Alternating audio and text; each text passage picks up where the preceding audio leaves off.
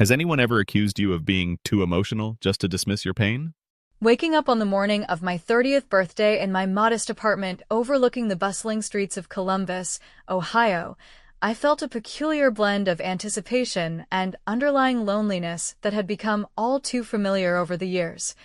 especially since the rest of my family seemed perpetually preoccupied with their own lives while mine chugged along in quiet obscurity. So I reached for my phone on the nightstand, hoping against hope that perhaps this milestone would prompt at least a belated acknowledgement from Mom or Lisa, but as the screen lit up with notifications from distant acquaintances wishing me well through generic messages, the absence of anything personal from those closest to me settled in like a familiar weight upon my chest, prompting me to brew a strong pot of coffee in the kitchen where the aroma mingled with the faint scent of last night's takeout. And only then did I settle onto the worn couch with the device in hand, opening Instagram as part of my daily ritual to scroll through the curated glimpses of other people's seemingly perfect existences. What unfolded before my eyes in that moment shattered any fragile optimism I had clung to throughout the night, for there at the top of my feed was a vibrant post from Mom's account, filled with images of packed suitcases adorned with travel tags, snapshots of the Eiffel Tower glowing under Parisian lights, and an array of family photos capturing Lisa beaming with excitement beside the Seine, the caption proclaiming in enthusiastic detail how they had surprised my sister with this lavish trip to celebrate her latest professional triumph in landing a major client for her marketing firm.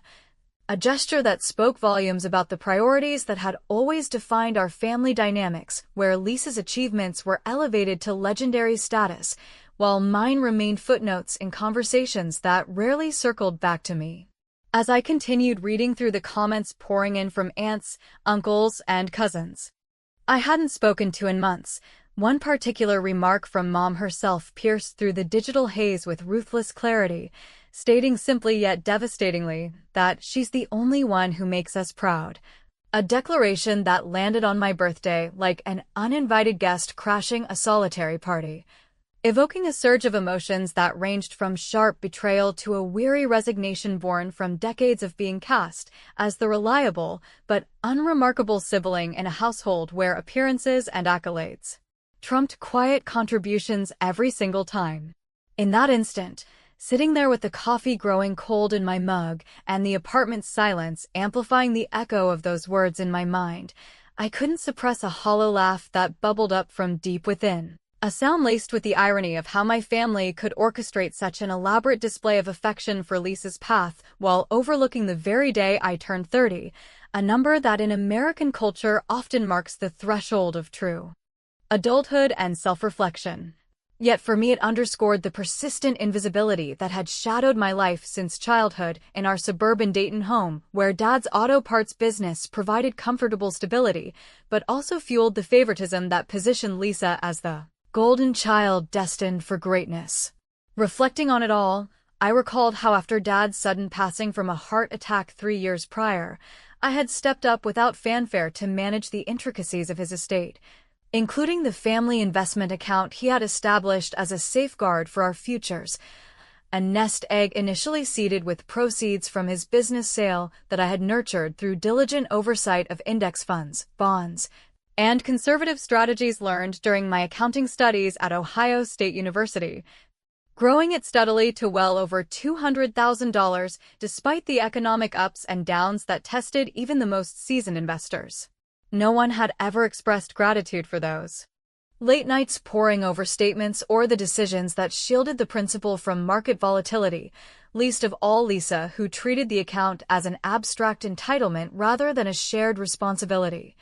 and Mom, who preferred to focus on Lisa's social conquests over the practicalities that kept our family's financial legacy intact. So in the wake of that Instagram gut punch, with tears threatening, but held at bay by sheer stubbornness, I set the phone aside momentarily to compose myself, only to retrieve my laptop from the coffee table where it had gathered a light dusting overnight. Logging into the family account with the ease of muscle memory using the password that remained Dad's birth date because changing it had always seemed like an unnecessary complication in our disjointed household. Staring at the reassuring balance on the screen, Illuminated by the soft morning light filtering through the blinds, a transformative shift occurred within me, not one of explosive anger, but rather a calculated spark of defiance that whispered of reclaiming what felt rightfully mine after years of unacknowledged labor, leading me to navigate through the transfer options with deliberate clicks. Initiating a withdrawal of $10,000 directed straight to my personal checking account, which I masked under the innocuous label of administrative fees to obscure any immediate scrutiny should anyone decide to peek beyond the surface. The transaction confirmed almost instantaneously, the digital funds shifting seamlessly as the overall balance adjusted downward in a manner that would only raise eyebrows upon close inspection. And closing the laptop with a sense of illicit exhilaration coursing through my veins, I allowed myself a genuine smile for the first time that day, one that carried the weight of long-suppressed agency as I imagined the irony of my family reveling in Parisian luxuries potentially underwritten by the very account I had sustained single-handedly. Yet, as I rose to refresh my coffee, savoring the small victory amid the lingering sting of exclusion, my phone vibrated insistently on the couch cushion, drawing my attention to a bank notification affirming the deposit, followed closely by an incoming text from an unfamiliar number that sent a chill racing down my spine, the message reading succinctly yet ominously, "Hey Em, saw your birthday post. Hope it's a good one. We really need to talk about Dad's money soon." Leaving me frozen in place with the mug halfway to my lips, wondering how Lisa could possibly know anything at this precise moment and what unraveling threads this simple inquiry might pull from the carefully woven fabric of our family's fragile equilibrium. That unexpected text from Lisa hung over me like a storm cloud through the remainder of my birthday afternoon,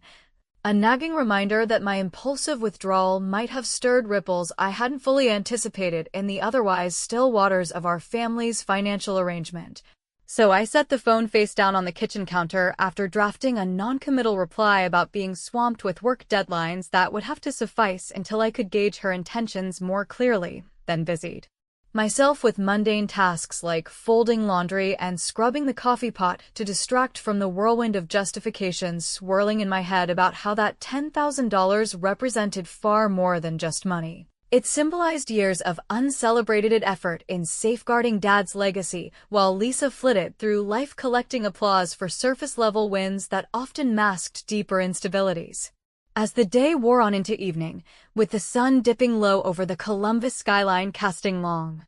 shadows through my apartment windows, I found myself sinking into the couch with a glass of cheap red wine from the corner store, allowing the memories to surface unbidden like old home movies playing on a loop in my mind. Recollections of our childhood in that modest ranch-style house on the outskirts of Dayton, where Dad's auto parts shop kept us afloat through the Rust Belt's economic ebbs and flows. Yet, even then the favoritism was palpable in the way Mom would beam at Lisa's straight-A report cards during family dinners around the Formica table laden with pot roast and mashed potatoes. While my consistent B-plus averages in math and history earned only practical nods of approval for helping balance the household checkbook on weekends when Dad was buried in invoices, Lisa had always possessed that effortless charisma, the kind that drew teachers' praises and boys' attentions during high school pep rallies under the Friday night lights, positioning her as the one destined for the spotlight while I navigated the background roles of organizing fundraisers or tutoring classmates for extra cash, a pattern that extended into college where she breezed through her marketing program at Miami University with internships at flashy agencies in Cincinnati, emerging with a network of connections that propelled her into a career of client lunches and networking events, whereas my path at Ohio State led to a steady but unglamorous accounting degree followed by a job crunching numbers for a mid-sized logistics firm that paid the bills but offered little in the way of water cooler stories to share at holiday gatherings. After Dad's heart attack claimed him 3 years ago during a routine checkup that no one saw coming, the dynamics shifted yet intensified, with Mom leaning on Lisa for emotional support through her grief. The two of them bonding over weekend shopping trips to the mall in Dayton or spa days funded subtly from the family account that I managed without complaint. Because stepping up felt like the only way to honor his memory. even as it meant absorbing the brunt of administrative headaches like tax filings and investment reallocations during market dips that could have wiped out half the principal if not for my vigilant oversight. By the time night fully enveloped the apartment, the wine loosening the knots in my shoulders, I had rationalized the initial transfer as a deserved correction to the imbalance. A quiet assertion of value in a family narrative that had long scripted me as the dependable afterthought, so I powered up the laptop once more under the glow of a single desk lamp. Navigating to the account dashboard where the adjusted balance stared back reassuringly, prompting me to authorize another withdrawal of $5,000, this time earmarked deceptively as investment consultation fees to further pad my personal reserves while maintaining the facade of routine maintenance that no one else had ever bothered to question. The process unfolded smoothly, the funds clearing without a hitch and bolstering my checking account to a level that sparked a flicker of genuine relief amid the underlying tension. And I allowed myself a wry chuckle at the thought of Lisa lounging in some Parisian cafe oblivious to the subtle shifts occurring back home, her perfect life propped up by the very stability I provided from afar. A dynamic that struck me as comically unjust, like one of those family sitcoms where the punchline always favors the showy character over the straight man holding everything together. Sleep proved elusive that night, my mind replaying Mom's Instagram comment in an endless loop interspersed with visions of Dad's approving nod from beyond if he knew how I was finally claiming space in the story. But the next morning brought a voicemail from Mom that tempered the empowerment with fresh irritation, her voice bright and oblivious as she wished me a belated happy birthday before launching into an update on Lisa's Paris adventures, complete with details about crepes and museum visits that sounded envy-inducing on the surface, but only amplified the sting of exclusion, ending with a casual, "Call us when you get a chance, dear, we miss you," as if the oversight had been a mere scheduling mishap rather than a patterned disregard. Energized by the voicemail's casual dismissal, I made one more small transfer during my lunch break at the office, $3,000 labeled for portfolio diversification, bringing my total siphon to $18,000 and the account down to around $182,000, a number still substantial enough to evade immediate alarm bells, but close enough to the edge to heighten my awareness of potential fallout, especially with Lisa's text unanswered and festering in my inbox. The week dragged on in a haze of routine commutes along I-270 and spreadsheet marathons at work, punctuated by my nightly checks of the account that grew into a secretive ritual, blending anxiety with a perverse thrill, until a rainy Thursday afternoon as I dashed from the parking garage toward the office entrance, my phone rang with Lisa's name flashing insistently on the screen. Her voice when I answered carrying an uncharacteristic edge that cut through the patter of raindrops, stating firmly that we needed to meet in person soon because something felt off with the family funds, and she suspected I held the key to unraveling whatever discrepancies were brewing beneath the surface. Answering that call from Lisa amid the relentless downpour outside the office building stirred a cocktail of defensiveness and curiosity within me that made my grip tighten on the phone as water dripped from my umbrella onto the concrete steps, her tone laced with a probing urgency that suggested she had more than idle suspicions about the family's financial undercurrents, so I suggested meeting at the familiar Bob Evans restaurant just off Interstate 70 between our cities, where the neutral territory of endless coffee refills and hearty breakfast platters could diffuse the tension before it escalated into outright accusation, and she agreed without hesitation, her voice softening slightly as if relieved to have a concrete plan amid whatever shadows were clouding her usually confident demeanor. Arriving there the following Saturday morning, I spotted her immediately in a booth by the window overlooking the highway traffic humming steadily toward distant horizons, her skin still carrying the subtle glow of Parisian sun that contrasted sharply with my own pale complexion from too many hours indoors hunched over ledgers, and as I slid into the seat opposite her with a menu in hand to mask my unease, she wasted no time diving into the heart of the matter by sliding her smartphone across the Formica tabletop to reveal a screenshot of the investment account's recent statement, the flagged transactions glowing accusingly with notes about irregular transfers totaling $30,000. over the past couple of weeks that had triggered an automated alert from the bank, prompting Mom's initial panic and Lisa's subsequent deep dive into the logs that now pointed fingers in my direction, since I was the sole administrator with unfettered access. My pulse quickened at the sight of those damning details laid bare under the fluorescent lights, but I composed myself by ordering a stack of pancakes drowning in syrup to buy precious seconds for crafting a response, then launched into an elaborate explanation blending half-truths with professional jargon drawn from my daily grind at the logistics firm, attributing the discrepancies to necessary rebalancing fees amid volatile market conditions and routine administrative costs for consulting external advisors on optimizing the portfolio against inflation risks that had been eating into returns lately. All delivered with a steady gaze and a casual sip of coffee that projected the unflappable expertise Dad had always trusted me to wield in these matters. Lisa listened intently, her manicured fingers drumming lightly on the table edge as she absorbed the narrative, nodding along with partial acceptance that flickered in her eyes yet failed to fully erase the skepticism etched into her furrowed brow.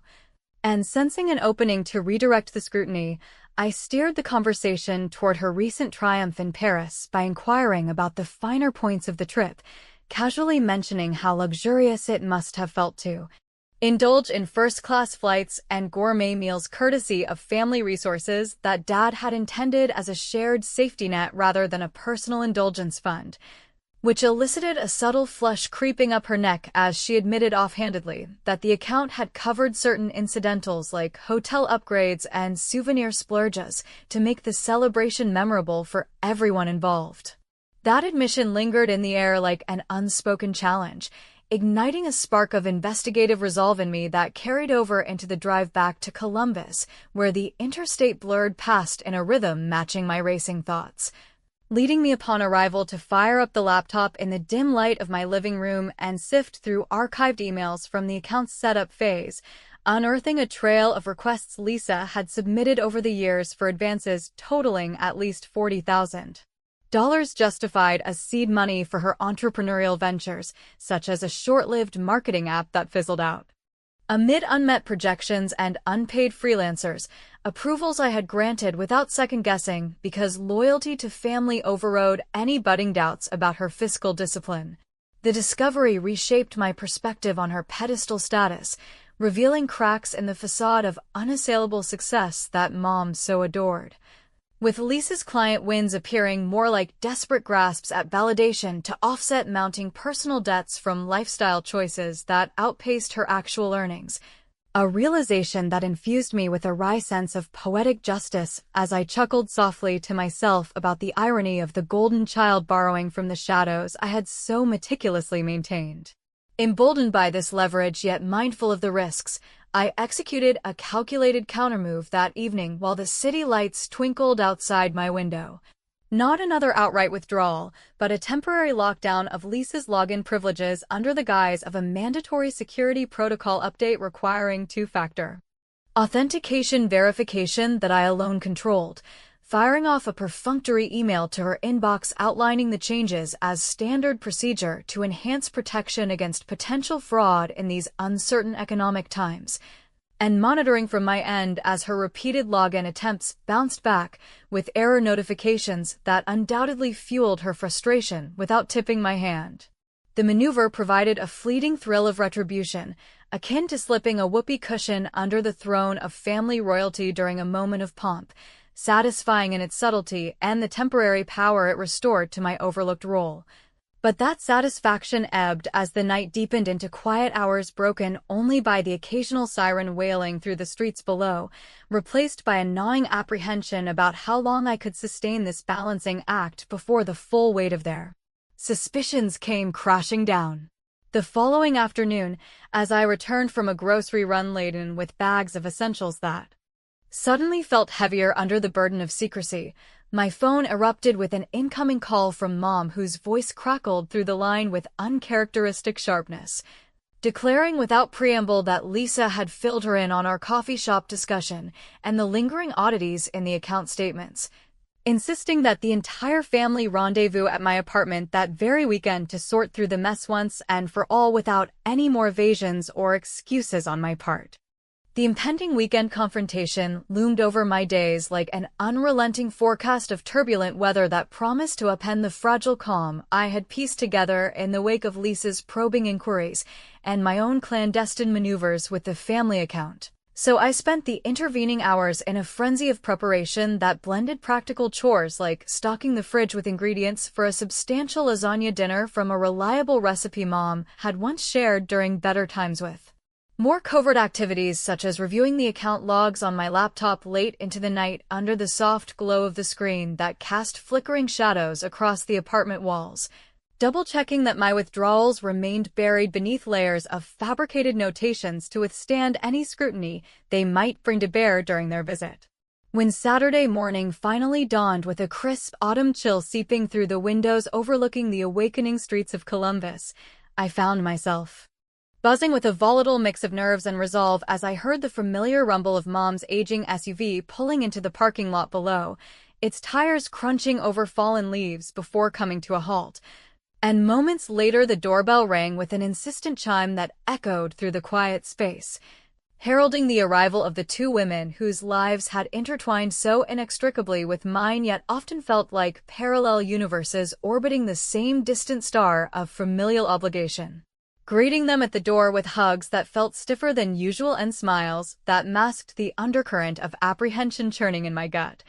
I ushered Mom and Lisa inside where the aroma of bubbling cheese and tomato sauce wafted from the oven to provide a deceptive veneer of hospitality amid the tension that crackled like static electricity in the air. And as we settled around the small kitchen table cluttered with printouts of statements and half-empty mugs of coffee brewed strong to fortify us for the discussion ahead, Mom took the lead with her characteristic directness honed from years of managing Dad's shop ledgers before his illness, waving the documents accusingly while demanding a full accounting of the discrepancies that had shaved $35,000 from the balance in such a short span,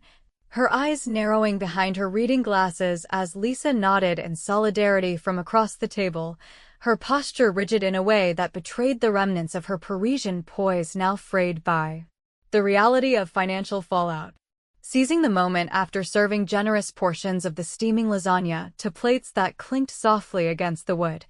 I countered with measured poise by pulling up the archived emails on my tablet and projecting them onto the nearby wall using a makeshift setup from my work projector, illuminating the screen with evidence of Lisa's prior advances that totaled over $40,000 across multiple instances justified as essential for her business pivots, including that ill-fated app development venture 2 years back, which had promised revolutionary client engagement tools, but ultimately dissolved into a tangle of unpaid invoices and shattered investor confidence.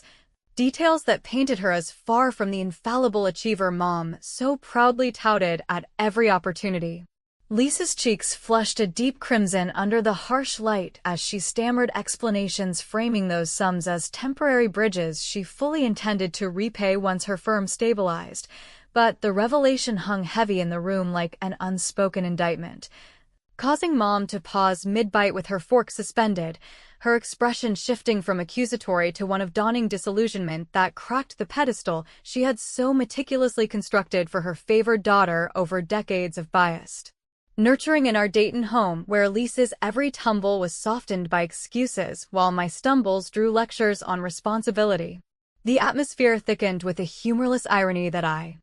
couldn't resist commenting on lightly as we cleared the plates later that evening, joking about how the family account had become less a nest egg and more a Swiss cheese riddled with holes from everyone's secret nibbles, a quip that elicited strange chuckles yet underscored the absurdity of our collective deceptions that had eroded Dad's intentions into this contentious morass. With them settled uneasily on the pull-out couch for the night and the apartment falling into a hushed stillness broken only by the distant hum of traffic on the outer belt, I retreated to my bedroom where the door clicked shut softly behind me, firing up the laptop once more to delve deeper into the transaction history that spanned back to the account's inception 5 years prior, unearthing subtle patterns of withdrawals initiated by Mom herself for what appeared to be personal indulgences. such as maintaining a timeshare condo in Florida that she had acquired post-Dad's death without consulting either of us. Transfers amounting to nearly $25,000 over time that explained her reluctance to probe too aggressively lest her own fiscal indiscretions come to light. This discovery fueled a bolder escalation in my strategy as the clock ticked past midnight, prompting me to authorize a fresh transfer of $15,000 into an anonymous high-yield savings account I had quietly established weeks earlier under a nondescript alias to further insulate my actions from traceability. Then crafting and dispatching an amended statement via email that attributed the variances to clerical errors by the banking institution and promised corrective measures in the coming days, a document designed to placate them temporarily while buying me space to navigate the widening chasm of distrust. The next morning unfolded with an awkward breakfast of toast and fruit where conversations skirted the edges of reconciliation, Mom offering a tentative hug before they loaded their bags into the SUV with promises to touch base soon, and Lisa avoiding direct eye contact as if the weight of exposed vulnerabilities had dimmed her usual spark. Their departure leaving the apartment echoing with solitude that amplified my mixed emotions of triumph laced with a creeping guilt over how far I had ventured into this territory of calculated retribution. Yet, as I washed the dishes in the sink with suds bubbling over the edges, my phone illuminated with an incoming message from Uncle Ray, the family attorney who had handled Dad's estate with a discretion bordering on secrecy. His words concise yet loaded with implications stating that he had caught wind of the escalating account drama through mutual contacts and urgently needed to discuss the authentic provisions of your father's will, which diverged significantly from the assumptions everyone had operated under for years. Uncle Ray's cryptic message about the discrepancies in Dad's will echoed in my thoughts throughout the ensuing week like a persistent undercurrent pulling at the edges of my carefully constructed facade of control over the family account, transforming what had begun as a spur-of-the-moment act of birthday-fueled defiance into a labyrinthine unraveling of long-buried truths that threatened to redefine not only the financial stakes, but the very foundations of our sibling and parental bonds forged in the everyday rhythms of our Ohio upbringing. So I arranged a discreet meeting at his modest law office in downtown Dayton, where the scent of aged paper and stale coffee permeated the air as I settled into a worn leather chair across from his desk cluttered with yellowing files and a half-smoked cigar in an ashtray. His gravelly voice cutting through the quiet as he explained with deliberate clarity that Dad had never intended an equal split of the investment nest egg, but rather positioned me as the sole steward due to my demonstrated reliability in handling his business affairs during those final years when health issues sidelined him from the auto parts shop's daily operations. He elaborated on the will's nuanced clause that granted me discretionary authority to safeguard the principal against misuse, a provision born from Dad's quiet concerns over Lisa's impulsive tendencies evidenced by her college-era credit card splurges and half-hearted job stints that foreshadowed the pattern of her later entrepreneurial misadventures, while also revealing overlooked annotations about Mom's own encroachments on the funds for non-essential pursuits like that Florida timeshare, which had served more as an escape from widowhood's loneliness than a prudent investment, all of which retroactively legitimized my withdrawals as protective measures rather than outright theft in the eyes of the law, a revelation that washed over me with a dizzying blend of vindication and sorrow for the paternal foresight that had anticipated our family's propensity for self-sabotage long before the Instagram slight ignited my rebellion. Armed with this empowering documentation, including notarized copies of the will and transaction audits that highlighted Lisa's unrepaid advances totaling over $50,000 alongside Mom's unauthorized dips exceeding $30,000, I decided to orchestrate a culminating confrontation by extending an invitation for a definitive family dinner at my Columbus apartment under the pretense of hashing out lingering account issues with fresh perspectives, selecting a menu of upgraded lasagna infused with garlic and herbs to evoke nostalgic evenings from our Dayton past, while stocking a modest selection of wine to lower defenses without descending into chaos, and as the evening approached with the autumn leaves swirling outside in a brisk wind, I felt a surge of strategic confidence tempered by the nagging doubt of weather exposing these hypocrisies. would heal the rifts or merely widen them into irreparable chasms. When they arrived punctually with Mom clutching a bottle of Merlot as a tentative olive branch and Lisa's expression a mask of wary curiosity that barely concealed her underlying resentment from our previous encounter, we gathered around the kitchen table illuminated by a single overhead light that cast intimate shadows. The conversation starting cordially over appetizers before I steered it inexorably toward the core revelations by distributing printed excerpts from Uncle Ray's disclosures, detailing how Dad's intentions had always favored my custodianship to prevent the very erosions we now faced, prompting Mom's face to crumple in a mix of denial and dawning regret as she absorbed the evidence of her own fiscal lapses that had prioritized fleeting comforts over the legacy meant for all three of us. Lisa's reaction unfolded more explosively, her voice rising in defensive bursts about how her so-called indulgences were investments in the family's pride through her visible successes that contrasted with my shadowy number-crunching existence, but I interjected with a touch of wry humor born from the absurdity of it all, likening the account to a family pie that everyone had been sneaking slices from under the table while praising the baker for scraps, a quip that elicited a reluctant snort from Mom amid the tension yet underscored the light vulgarity of our collective greed masquerading as entitlement in a household where appearances had long trumped accountability. As the wine flowed and tempers simmered toward a fragile truce, I seized the pivotal moment by unveiling my laptop on the table's edge, navigating to the account interface with deliberate keystrokes that echoed in the hushed room. Then initiating the ultimate transfer of the remaining balance approximating $120,000 into a newly established irrevocable trust under my exclusive control as per the wills. Stipulations, the on-screen confirmation pinging softly like a gavel falling to seal the verdict while simultaneously revoking their access privileges, with a series of security locks that rendered future intrusions impossible without legal intervention. The finality of the action hung palpably as Lisa's eyes widened in stunned silence and Mom reached for her glass with trembling hands, their protests dissolving into a tableau of defeated realization that this wasn't mere revenge, but a reclamation aligned with Dad's unspoken wishes to protect his daughters from themselves, leaving me with a satisfying sense of witty closure akin to outmaneuvering opponents in a high-stakes game of financial chess where the overlooked player finally claimed the board. In the aftermath, as they departed into the night with the SUV's headlights cutting through the darkness and no immediate words of reconciliation passing between us, I retreated to the couch with a solitary glass of the remaining wine, the apartment's quiet enveloping me like a heavy blanket that amplified the introspection settling in,